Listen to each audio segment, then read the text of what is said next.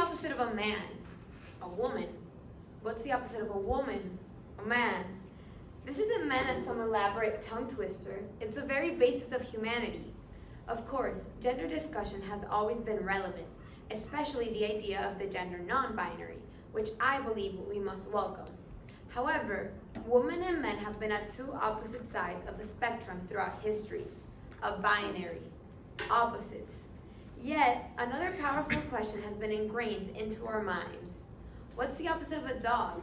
A cat. Or at least this is what a whopping 94% of the senior class responded when I surveyed them. Let's think about that for a second. This association is near absurd. These species are not even in the same family. What's to say that the opposite of a dog isn't a turtle, or that the opposite of a cat isn't a bird or an elephant? Society has subliminally assigned a male-female gender binary towards dogs and cats, which unjustly pits these species against each other and perpetuates a cycle of hate towards cats. The bias is present in pop culture, parallels in behaviors, and historical connections. An old lady living alone with only one type of companion in the world. Do you know her? People have nicknamed this stereotype crazy cat lady, which the term itself is derogatory through connotations of mentally deranged, insane, and odd. Yet it has been perpetuated by popular culture repeatedly, such as in The Office, SNL, and The Simpsons. The stereotype is nonsensical and is belittling to both women and cats. First of all, if a person lives alone with their cats in old age, what does gender have to do with that? In fact, a survey done in 2017 by Statista has shown, at least among millennials, that more men own cats than women. Furthermore, it does not make sense for this hypothetical old person to be considered crazy for living with their cats. Another study from the Mental Health Foundation found that cats reduce anxiety. In fact, a cat purrs with a range of 20 to 140 hertz, which is known to be medically therapeutic for illnesses in humans. Considering this, we can ponder on what is the equivalent of such an archetype. Well, the truth is, there isn't. The closest is, a dog is a man's best friend. This quote originates back to 1789 from King Frederick of Prussia, where he's reflecting on specifically men, not humans. As times evolved, the phrase remains the same, a man's best friend, not human's best friend. While you might think this distinction is unnecessary, it carries significance in our day-to-day conversations. The phrase links the concept of a man to a dog, further inciting the binary towards these species. In addition, the next point develops a conversation around behaviors people tend to dislike in cats that parallel that of women. Informally asking around, people tend to dislike cats because they're supposedly hateful, or as commonly said in Spanish, odiosos, and because they're also disobedient. To explain how illogical this is, I must also give some of the historical explanation, which does admit a part of it. Cats are known to be independent animals. Science proves that humans never explicitly domesticated them. Instead, they gravitated towards human establishments back in 10,000 years ago. This is due because the humans' food attracted mice, and the mice attracted the cats. Thus, cats lived independently among humans.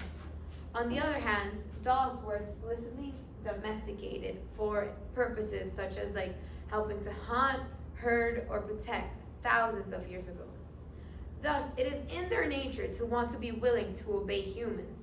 So, both animals have a close connection to humans, but in different ways. Yet, unlike dogs, cats have clear boundaries. While part of their historical disposition, it is illogical to say that you hate or dislike cats because of their unwillingness to obey. The idea that cats are disobedient compared to their order-following dogs is false. Cats can be potty trained, learn tricks, and play with their toys. However, they require a different way of teaching than dogs. Listening to their historical background, this is obvious. Why does the majority not realize this? Well, of course, it's a dog's world, or should I say, a man's world. The society caters to their ways, disproving those different. Taking into context the assigned binary arguments to these animals, The patriarchy in the way that men are always prioritized is parallel to that I invented this word, but dogarchy that exists. An additional example of this is wagging tails. This means the pet is happy, right? They're excited. Well, no, wrong. For dogs, this means happiness. Yet for cats, this means they're very anxious or like they have anxiety. Furthermore, the strongest contender for the misogynistic parallel is when people brand their cats as hateful because they're more independent and more secure than dogs. Cats cuddling to their human owners is incredibly common, but only when they feel comfortable doing so.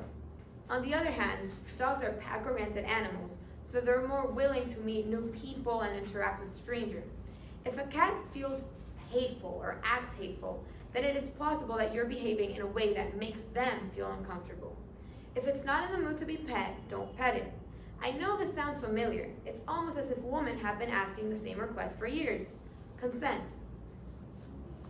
Does this not sound familiar? A situation when a boy torments a girl, making them feel uncomfortable, but then when the girl responds in a combative manner, the boy begins criticizing her for her behavior.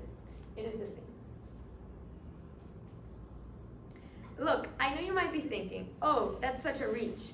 Yet, I hope you realize that embedded in our very society and everyday language are biases that a person might not even realize exist.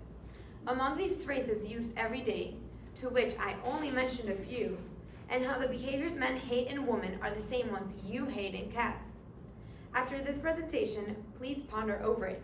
Give these furry animals a chance once and for all, and you will find a delightful, loving surprise.